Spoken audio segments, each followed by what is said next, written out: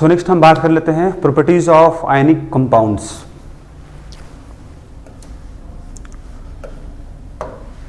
Properties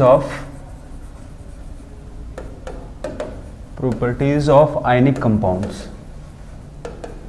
अभी हम लोग को पता है कि आयनिक कंपाउंड जो है there is a strong force of attraction between ions Na+Cl-।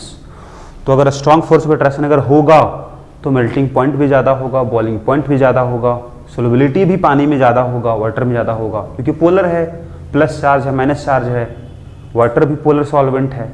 ठीक है, तो यहाँ पर हम ये बोलेंगे पहला प्रॉपर्टी अगर बात करें इसका हम फिजिकल स्टेट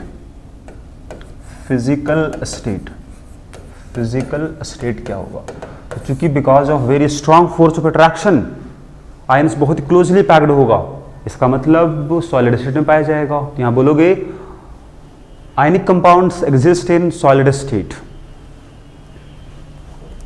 चाहे आपका NaCl हो जो इस्तेमाल करते हो घर में, KCl हो, सोडियम सल्फेट हो, this all are ionic compounds और they exist in solid state at room temperature. Okay, क्यों? तो रीजन होगा इसका because of very strong force of attraction between cations and anions. दूसरा melting point and boiling point. यहां भी लिखोगे very high melting point and boiling point because of very strong force of attraction between cations and anions. Melting point boiling point बहुत ज्यादा होता है। ठीक है, चलो ये तो बात हुआ। इसके बाद थर्ड पॉइंट यहीं लिख दे रहे हैं आपको हम, थर्ड हो जाएगा सोलबिलिटी। जैसे हम पहले बता चुके हैं आपको लाइक डिजॉल्व लाइक इसका मतलब ये हुआ कि आयनिक कंपाउंड जो अपने पास है जैसे NaCl ही है, तो यहाँ दिखा सकते हो आप चार्ज डेवलप होगा, प्लस चार्ज और माइनस चार्ज। इधर भी प्लस चार्ज है माइनस चार्ज है, इधर प्लस इधर माइनस है ना, दिस वन इज -2 है, और इधर सोडियम आयन 2 है तो 2 प्लस इधर भी हो गया।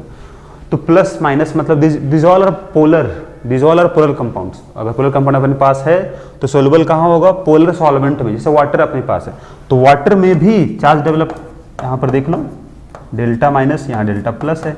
This is also polar, charge develop यहाँ भी है, चार्ज डेवलप यहाँ भी है। This all are soluble in water. ठीक है, अब कोई कम सोल्युबल कोई ज्यादा सोल्युबल होगा उसको पढ़ना होता है बाद में। ठीक है, लेकिन अभी हम सिंपल बोलेंगे they are soluble in polar solvents. ठीक, but they will not dissolve in non polar solvent. अगर हम बोलते हैं कि अपने पास NaCl जो डिसॉल्व नहीं करेगा बेंजीन में, बेंजीन क्या था?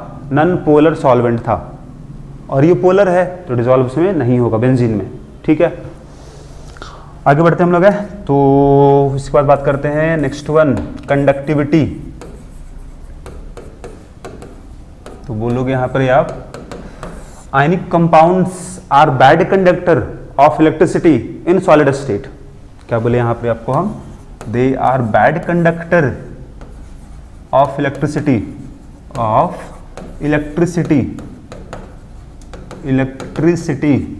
इन सॉलिड स्टेट, क्योंकि सॉलिड स्टेट में आयंस मूव तो कर नहीं पाएगा, लेकिन but they are good conductor of electricity, good conductor of electricity in molten और एक्वस सॉल्यूशन। मतलब अगर वाटर में डिसॉल्व हो चुका है तो आयंस अलग अलग हो चुका है, तो वहां पर दे आर गुड कंडक्टर। उसी तरह से मोल्टन स्टेट में भी आयंस फ्लो कर सकता है, अगर मेल्ट कर दिए उसको हम तो वहां भी क्या होगा? गुड कंडक्टर होगा। ठीक है, सो नेक्स्ट अगर बात करें हम आइसोमेरिज्म, तो बोलोगे आप ionic compounds do not exhibit isomerism. तो यहां बोलोगे आप ionic compound do not exhibit isomerism because ionic bonds are non directional in nature. वहां कोई डायरेक्शन नहीं होता है, दैट्स वाई डिफरेंट स्ट्रक्चर है ना, जो हम बोल रहे हैं आपका same molecular formula but different structural formula that is not possible in case of ionic compounds. अब यहां एक नया अपने पास प्रॉपर्टी है, दैट इज आइसोमॉर्फिज्म। ये यहां पढ़ना होता है। इसका मतलब क्या होगा? आइसो मतलब होता है सेम, इसका मतलब होता है सेम।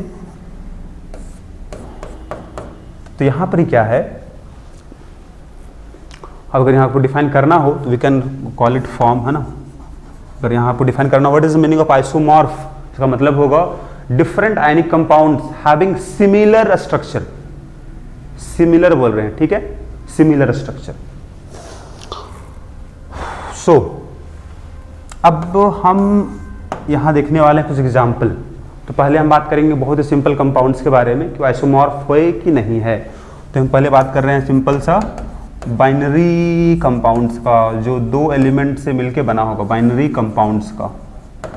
तो इसके लिए कुछ कंडीशन होगा आइसोमॉर्फ होने के लिए। तो कंडीशन क्या है बोलेंगे हम, they should have same formula type, they should have same formula type.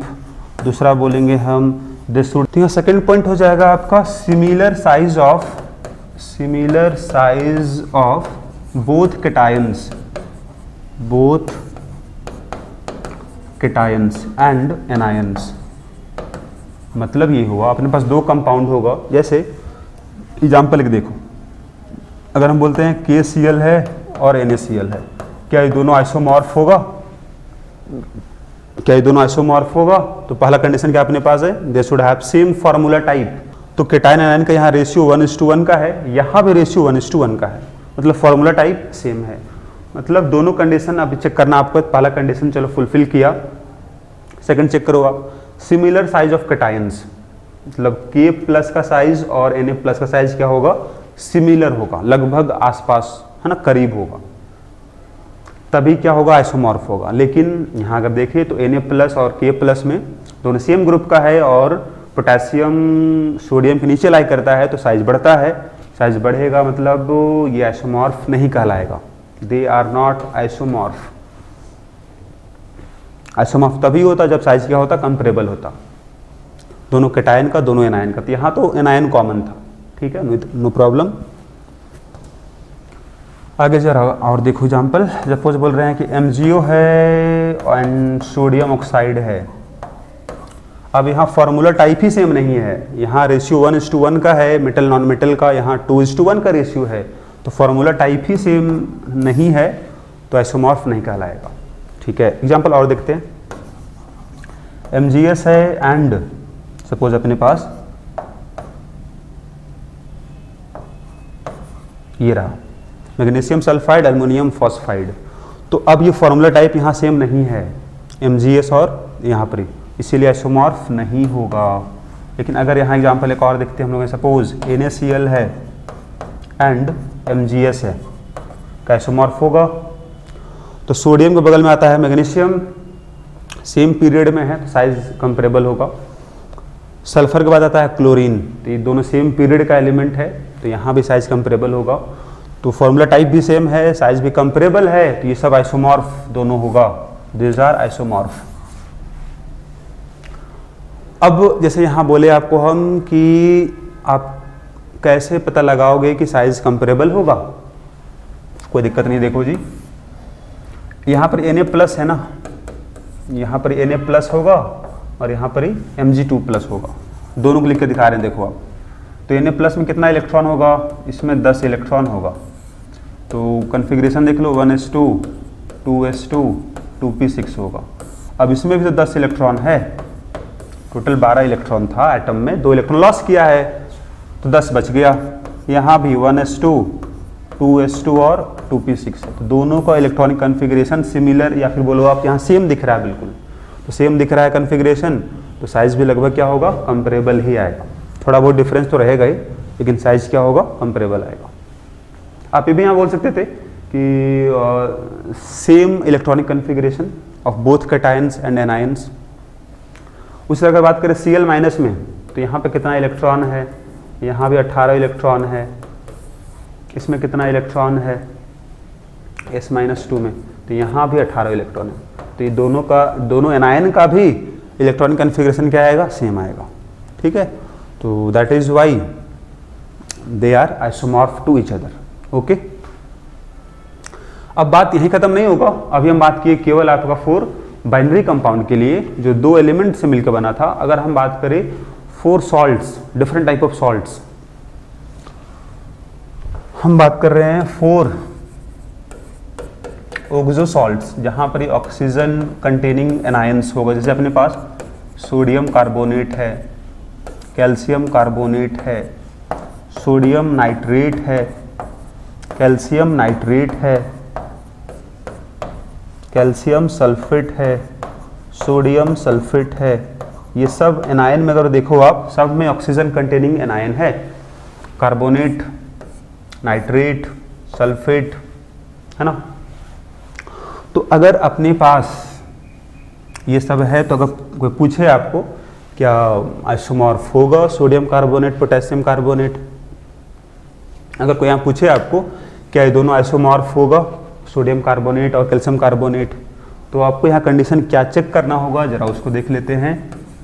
Condition क्या चेक करना होगा आपको यहाँ पर ही, पहला कंडीशन यहाँ होगा same formula type, same formula type होगा। दूसरा, अब अगर यहाँ देखिए सॉल्ट्स में तो केटायन को अगर अलग कर दो तो क्या बचेगा अपने पास, एनायन बनेगा कार्बोनेट आयन, इसका एक पर्टिकुलर शेप होगा, एक ज्योमेट्री होगा। कैल्शियम आयन अगर अलग हुआ तो यहाँ कार्बोनेट आयन यहाँ भी है, यहाँ नाइट्रेट आयन है, यहाँ सल्फेट आयन है। तो ये सब अपने पास जो एनायंस है they have particular structure, shape, geometry होगा। तो यहाँ लिखेंगे हम लोग same structure of structural unit,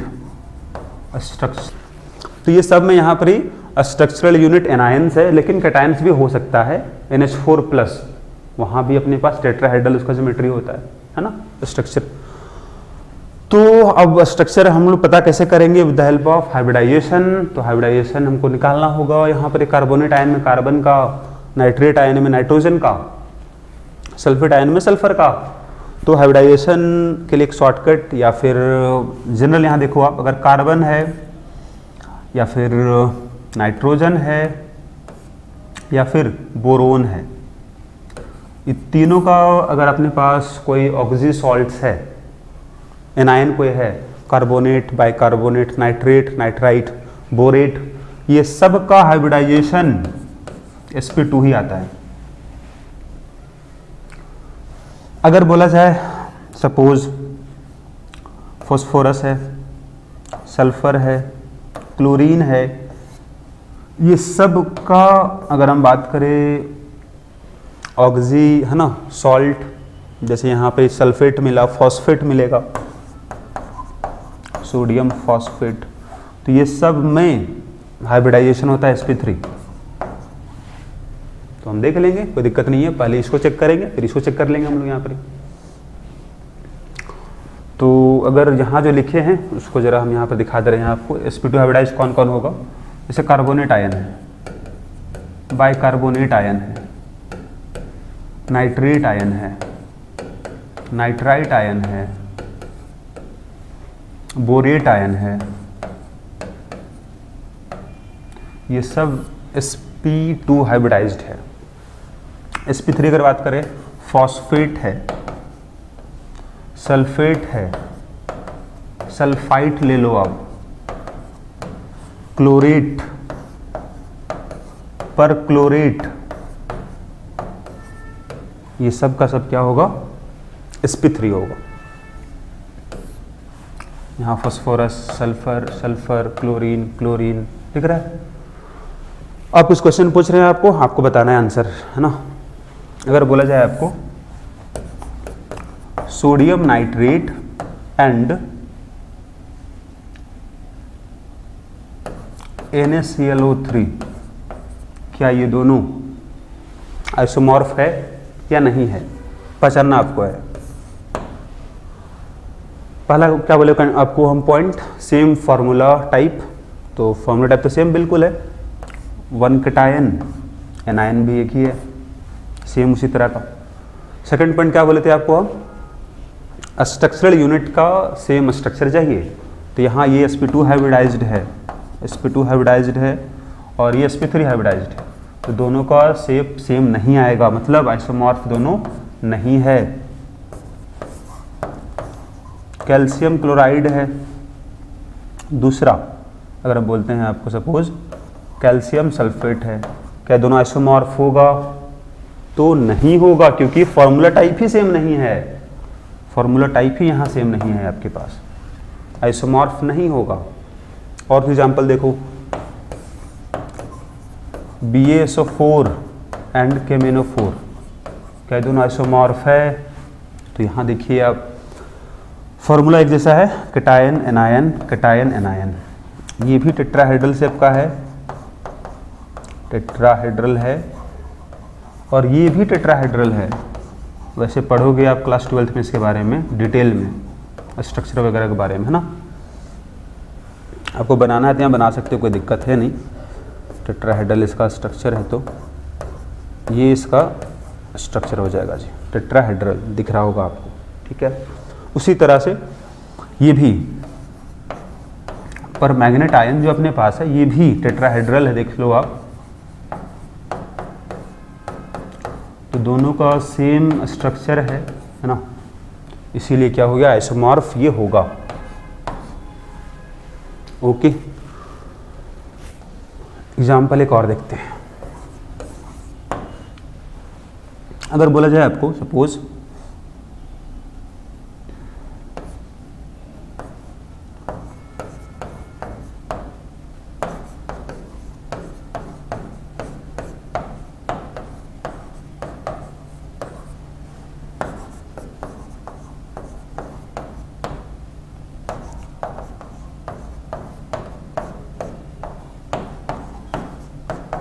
ये दोनों आइसोमॉर्फ होगा। ये एक कंपाउंड है, ये डबल सॉल्ट है जी, it is a special type of, है ना, salt, we can say double salt है।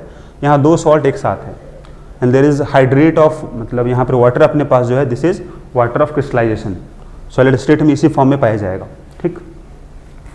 तो ये दोनों आइसोमॉर्फ है कि नहीं है? तो बिल्कुल फॉर्मूला टाइप सेम है ना। स्ट्रक्चरल यूनिट जो अपने पास सल्फेट आयन सब सेम है, तो ये सब क्या होगा, आइसोमॉर्फ होगा। इसका नियम हम बता दे रहे हैं, एक नियम जो आपको मिलेगा भी NCERT बुक में, पोटास एलम करके है, क्लास 12th मिलेगा आपको पोटास एलम। तो जितना भी एलम है, जितना भी एलम होता है वो सब का सब, ये भी एक तरह का एलम है, यहाँ पर सोडियम है, यहाँ पर पोटेशियम है, बाकी सब तो सेम है। तो जितना भी एलम होगा, all alums are isomorph, isomorphs, ठीक है। अब एलम का फॉर्मूला क्या होता है जी, what is formula of alum, है ना। एलम्स का मतलब क्या, इसका जनरल फार्मूला लिख लो आप बगल में, सही रहेगा, जो यहाँ हम बात कर रहे हैं एलम के बारे में हम। तो फार्मूला यही अपने पास है कि M होगा SO4 हो जाएगा, यहाँ ट्वाइस कर दो, और M2 SO4 3.24H2, this is general formula of Elms. जहाँ पर ही M डैश क्या होगा, तो वैलेंसी 1 है, मोनोवेलेंट मेटल है ना। M क्या होगा, तो this is trivalent, trivalent metal है। मोनोवेलेंट का मतलब हुआ, मोनो मतलब होता है एक, वैलेंसी एक है, सोडियम है, पोटेशियम है, वैलेंसी 1, एल्युमिनियम पोटेशियम 3 है, ट्राईवेलेंट पोटेशियम, है ना। ट्राईवेलेंट का मतलब हो गया एल्युमिनियम जिसका वैलेंसी 3 है। ओके, तो this is all about isomorphism, जो शो करता है आयनिक कंपाउंड्स। आगे हम बात करते हैं next one, type of reaction के बारे में। नेक्स्ट हो जाएगा हम लोग का type of reaction, type of reaction. यहाँ बोलोगे आप, और ये रिएक्शन काफ़ी फास्ट होगा, यहाँ बोलोगे आप very fast reaction, very fast reaction. जैसे ही दो आयन कंपाउंड को मिलाओ तुरंत ये रिएक्शन हो जाएगा, इंस्टेंट, क्योंकि यहाँ पर ही केवल ट्रांसफर ऑफ आयन्स होता है। जैसे कोवेलेंट अगर बात करें हम बॉन्ड वाले में, तो वहाँ बॉन्ड टूटता था, बॉन्ड बनता था, लेकिन यहाँ पर वैसा नहीं है। तो अगर हम NaCl लिए हैं एक्वस मतलब पानी में डिजॉल्व है, और अगर हम लिए हैं सपोज AgNO3, ये भी वाटर में सोल्यूबल होता है, अगर दोनों को हम लिए हैं तो वाटर में ये दोनों सेपरेट फॉर्म में रहेगा, प्लस रहेगा या माइनस फॉर्म में रहेगा, ये भी सेपरेट फॉर्म में रहेगा, प्लस माइनस फॉर्म में रहेगा। जैसे ही दोनों को मिलाया आप तुरंत Ag प्लस भागेगा Cl माइनस के लिए, ते है ना, तुरंत दोनों मिल जाएगा, आपस में बना देगा AgCl, जो एक वाइट कलर का प्रेसिपिटेट बना देता है तुरंत, जैसे ही मिलाए तुरंत बनेगा। और प्रेसिपिटेट को हम लोग रिप्रेजेंट करते हैं कुछ इस तरह से, एरो नीचे का मतलब क्या होगा, सेटल हो जाएगा सॉल्यूशन में, नीचे बैठ जाएगा। और क्या बना होगा, तो सोडियम था और नाइट्रेट NaNO3 एक्वस मीडियम में, ठीक है। So this is type of ionic reaction, very fast reaction, तुरंत रिएक्शन होता है।